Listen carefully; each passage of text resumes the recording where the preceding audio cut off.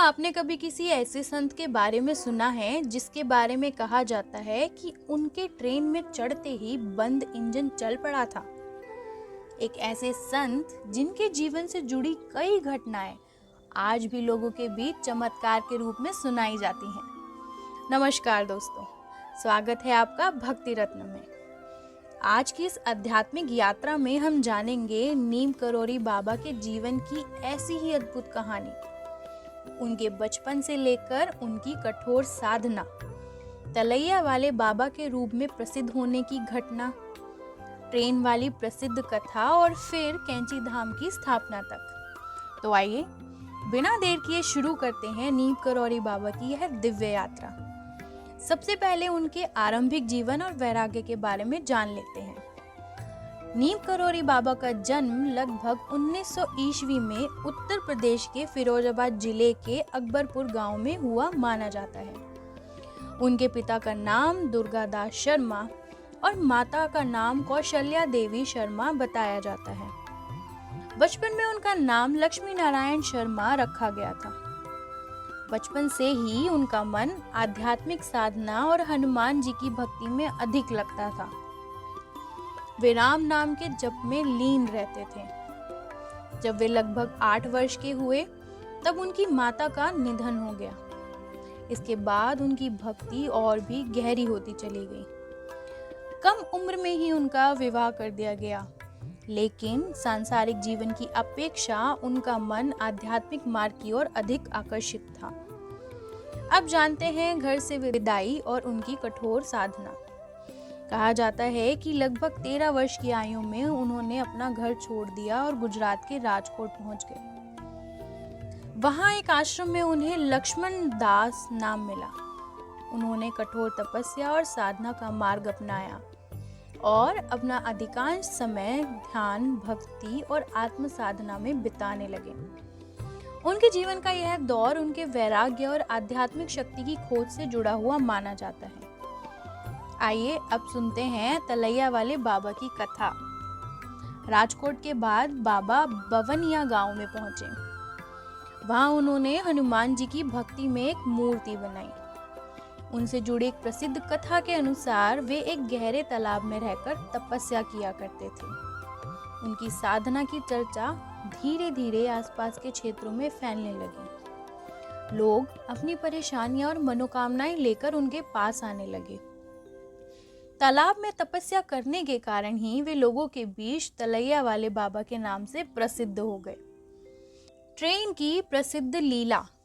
अब आते हैं नीम करोरी बाबा के जीवन से जुड़ी उस घटना पर जिसे उनकी सबसे प्रसिद्ध कथाओं में गिना जाता है।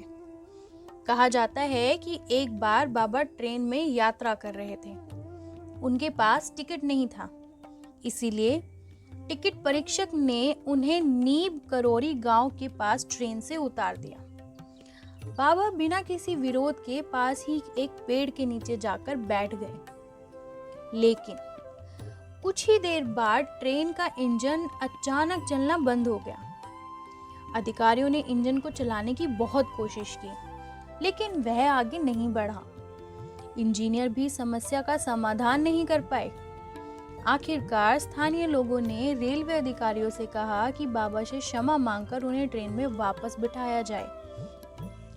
कहा जाता है कि बाबा के वापस ट्रेन में बैठते ही इंजन फिर से चल पड़ा। इस घटना से जुड़ी लोक मान्यता के अनुसार बाबा ने वहां एक रेलवे स्टेशन बनाए जाने और साधु संतों के सम्मान की बात कही। बाद में उस स्थान पर स्टेशन बनाया गया और इसी घटना के कारण वे नीम करोरी बाबा के नाम से प्रसिद्ध हो गए। आइए अब जानते हैं नीम करोरी बाबा के गृहस्थ जीवन में उनकी वापसी के बारे में। बाबा की प्रसिद्धि बढ़ती गई। जब उनके पिता दुर्गादास शर्मा को उनके बारे में पता चला तो वे उनसे मिलने पहुंचे और उन्हें पहचान लिया। पिता के आग्रह पर बाबा वापस अपने घर लौटे।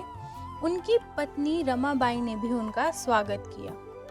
कुछ समय तक उन्होंने गृहस्थ जीवन में रहते हुए लोगों की सेवा और जन कल्याण के कार्य किए, लेकिन उनका जीवन हमेशा आध्यात्मिक साधना और मानव सेवा के लिए समर्पित रहा। आइए अब जानते हैं कैंची धाम की स्थापना के बारे में। बाबा के जीवन का सबसे महत्वपूर्ण अध्याय कैंची धाम से जुड़ा हुआ है। कहा जाता है कि वर्ष 1935 में उन्होंने अपनी जटाएं त्याग दी और बाद में कैंची क्षेत्र में अपना आध्यात्मिक केंद्र स्थापित किया। आज यही स्थान कैंची धाम के नाम से प्रसिद्ध है। यहाँ हनुमान जी की भक्ति और नीम करोरी बाबा की शिक्षाओं के कारण देश विदेश से श्रद्धालु आते हैं। अब जानते हैं बाबा के जीवन की सबसे बड़ी सीख। नीम करोरी बाबा से जुड़ी चमत्कारों की अनेक कथाएं आज भी लोगों के बीच प्रचलित हैं, लेकिन उनके जीवन का संदेश केवल चमत्कारों तक सीमित नहीं था। उनकी शिक्षाओं में भक्ति, प्रेम, सेवा और मानवता को विशेष महत्व दिया जाता है। उनका जीवन हमें यह संदेश देता है कि सच्ची भक्ति केवल ईश्वर की पूजा करने में नहीं, बल्कि दूसरों की सेवा और प्रेम करने में होती है। अगर आपको ऐसी ही संतों, देवी देवताओं और सनातन धर्म से जुड़ी आध्यात्मिक कथाएं पसंद हैं, तो भक्ति रत्ना चैनल को भी सब्सक्राइब करें और इस आध्यात्मिक यात्रा का हिस्सा बनें। और कमेंट में मुझे ज़रूर बताएं कि नीम करोरी बाबा की यह कहानी आपको कैसी लगी। जय श्री राम, जय बजरंगबली।